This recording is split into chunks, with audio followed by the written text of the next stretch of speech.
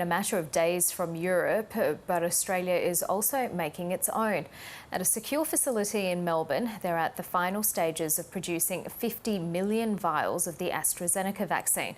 With no guarantees over continued international supply, the facility could prove to be the nation's lifeline. Medical reporter Sophie Scott has this exclusive look inside.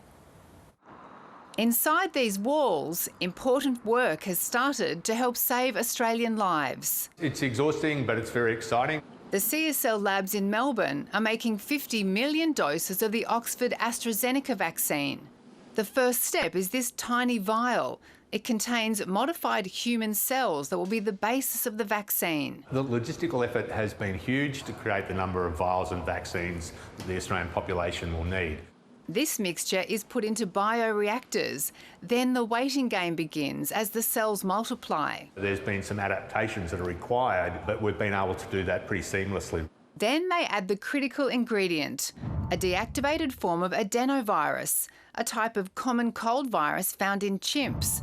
Inside are the instructions for the coronavirus spike that will trick the body's immune system into creating antibodies against the coronavirus. I think as a frontline vaccine for Australia, it'll be just what we need. Then what they call harvest day. The vaccine is decanted and filtered. The concentrate is frozen in special cryovaults and after thawing makes its way into multi-dose vials. It's a very important point in time for us, for all of our staff that have put in such a huge effort over the last 6 to 12 months. Staff like Stephen Jakovu have been working 7 days a week to get the facility up and running. I've got 2 young children and they think I'm some kind of superhero. So they say, oh, Daddy's saving Australia.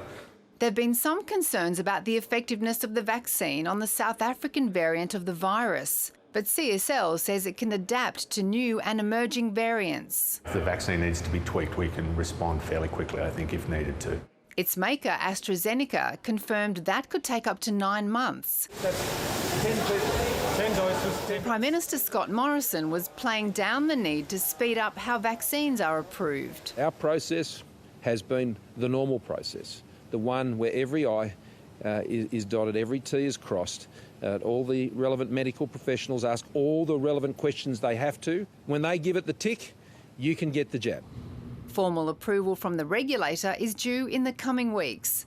Sophie Scott, ABC News. After the news tonight is the premiere of a new weekly program called The Vaccine, hosted by Jeremy Fernandez.